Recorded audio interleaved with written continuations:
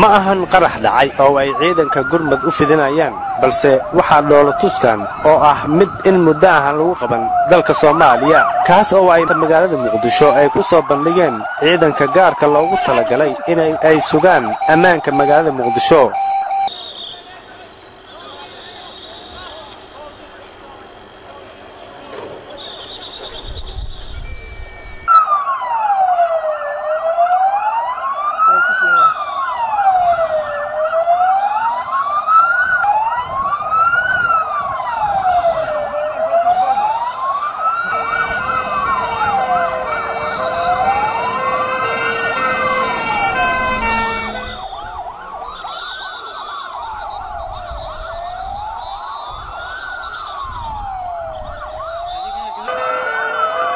dhoolatuskan waxaa sidoo kale qayb ka ahaa ciidanka bilmadka ciidanka nabadgelyada wadooyinka ee taraafikada iyo talisyada qaybaha ciidanka booliska waxaana sidoo kale dhoolatuskaasi daawanayay wasiirka arrimaha gudaha iyo saraakiisha ciidanka booliska Soomaaliyeed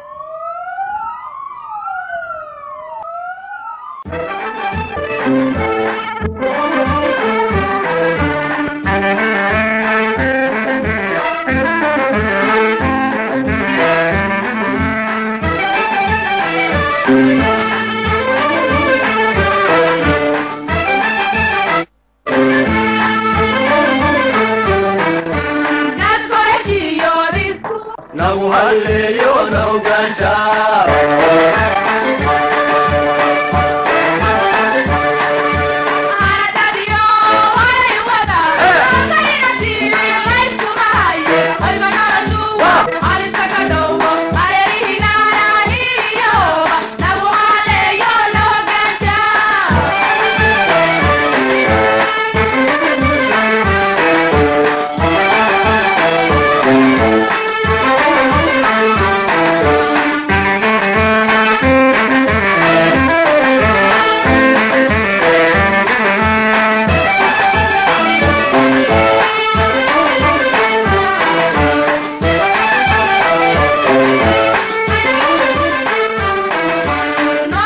dhoolatuska kadib waxaa salaan sharaf uu ka qaatay taliyaha ciidanka booliska Soomaaliyeed Sareegaas Cabdixakiin Daahir Saacid cutubyo ka tirsan ciidanka birmadka isagoo aad ugu mahadnaqay dhoolatuska ay maanta soo bandhigeen waxaana ka warbixiyay dhoolatuska maanta waxa ay u gal lahaayeen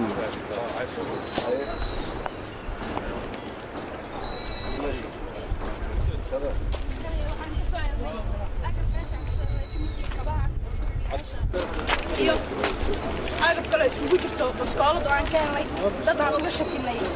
inay yihiin kuwii dhagar qabayaasha loo baskoolad ayaan ka soo helnay intaan ayaan ka soo helnay kabahoodii weeye نمبرك وكل لين سما كله. لين. أيوة. عارف كلنا وشيء عندنا إن شاء الله. أوكي واحد ليه واحد تماي واحد هذه ليه واحد كذا شيء. ما أنت صدق مش زين. أوكي. أنا داوع وحواي لبض مشان تضوي. أقرب مشان كان اللي هو لبض بالصولة يوشن كبار وعدو بلان. أوكي. أنا سنتي. waxaan filayaa tabradan waa kuwii loogu talagalay horena aad qaar u soo qaadateen inta dambana lagu wajahayo qaabka loola tacaalayo nimanka nabadiidka iyo meelaha ay dhibaatada ka geystaan aad iyo aad baa u mahadsantihiin si wanaagsan oo biyo kama dhibcaana ayaad runtii u fuliseen howlgalkan waxaan rajaynaynaa howlgalkan inuu si joogto ah noqdo si practical aan ugu gudbino dadka ay ku waxyeelaynayaan goobaha ay ka ganacsanayaan iskuullada suuqyada iyo dhammaan meelaha la isugu imaanayo oo lagu talagalay in lagu badbaadiyo dhibaatada ay u geysanayaan shacabka taasaana ka turjumaysa booliisku inuu yahay adeegaha ummadda ayaguna ay yihiin dadka dhibaateynaya ummadda qof kastoo ciidanka ka mid ah waxa uu mas'uul ka yahay inuu ilaaliyo sharafta nabadgelyada iyo xasiloonida ummadda Soomaaliyeed aad iyo aad baad u mahadsantihiin cutub walba oo idinka mid ah iyo ciidamada oo dhan waxay qaadanayaan tabaradan dhawaan ayaan insha Allah u dhameystiraynaa intii qalab oo ka dhiman howlgalladan waxaan rajaynaynaa in insha Allah si joogto ay u socon doonaan waxaad ogaataan oo qalbiga ku haysaan mar walba inaad badbaadinaysaan ummadda kuwa dhibaateynaya inay yihiin cadowga marka waxaad naftiinna u horaysaan waxaad dhibaatadaas u maraysaan in shacabka Soomaaliyeed iyo ummadda Soomaaliyeed laga badbaadiyo kuwa dhibaatada ku haya oo dadka aan waxba galabsan iyo goobaha ay ku ganacsanayaan iyo goobaha shaqada iyo adeegga bulshada intaba dhibaatada ku haya waxaan rajaynaynaa inta yar ay ku arteen inaan ka xaqno magaalada aan gaarsiinana in gobollada u gudubno waxaa hubaala haddii shacabka iyo idinku askaashataan in laga guulaysanayo waxaanan hubaa in muddo aad u kooban oo dhow aan gaarsiin doonno in shacabka Soomaaliyeed ay walwalaan ku saxdaan taasaan ballan qaadaynaa nafteedan u horaynaa waqtigay oo dhan waxaan gelinaynaa saan u badbaadin lahayn nafsad ama dhibaato loo geysanayo shacbiga qof walbo nafsad badbaadiya waxa uu wax u tarayaa ummadda ayaguna waxay ka shaqaynayaan afrika ka saa dhibaatada loo geysanayo ummadda waxaan rajaynayaa shacabka Soomaaliyeed inay gacan ka geystaan wada shaqaynta booliiskuna waa adeegaha ummadda Soomaaliyeed qof idinkeeda ka mid yahay waxa uu dhibaatadaas u maraya oo naftiisa u horaya in loo adeego loona shaqeeyo ummadda soomaaliyeed waana mahadsantihiin ciidankan soo haddaba howlgalladiisu waa bilowdeen si joogtaa ayayna u waxaysmi doonaan si dhaqsaana ayayna ayay u arki doontaan goobaha shaqadoo dhan ayuu ka howlgala dhoolatustan maanta soo bandhigteen fariintay xambaarsantahay maxay tahay waxay xambaarsan tahay sida shacabka soomaaliyeed aan ugu adeegayno una tusayno inaan heegan u nahay in naftooda iyo maalkooda iyo deegaankooda waan u nabadgelinayno waxaad arkaysaan ciidamadu si wada jira ayagoo dhowr qaybooda inay hal mar ka wada howlgelayaan goobaha shaqada dabdimiskii oo ah wixii daba oo ay geystaan qaraxyada ay dhigayaan dadkan nabaddiidka ah ambalastii oo ah dadkii ay dhibaateeyeen oo ay dhibaatada u geysteen hooyooyinkii carruurtii dadkii masaakiinta ah shacabka ahaa iyo kooxihii kala duwanaa oo booliiska oo ilaa 6-7 gaaraya oo si wada jira u wada shaqaynaya daqiiqada gudahoodna ku gaarsiinaya inay badbaadiyaan waxaa intaa ka horraysa ka hortag aan ku samaynayno meelaha aannu ku tuhunno inay soo galeen ka hortagga kadibna marka ay ficil sameeyaan sida loola tacaali lahaa waa sidaad indhihiinna ku aragteen waana mahadsantiin dalka dibaddiisa gudaha labadaba way ku qaateen laakiin gudahaan aad u sii badinaynaa tababarrada soomaalida oo dhanna waxaan rajaynaynaa inay u bataan dalka gudihiisa in lagu qaato ciidamada oo dhan baa qaadanaya shacabka laftooda ayaa ka qayb qaadanaya tababaradan oo gacan ka geysanaya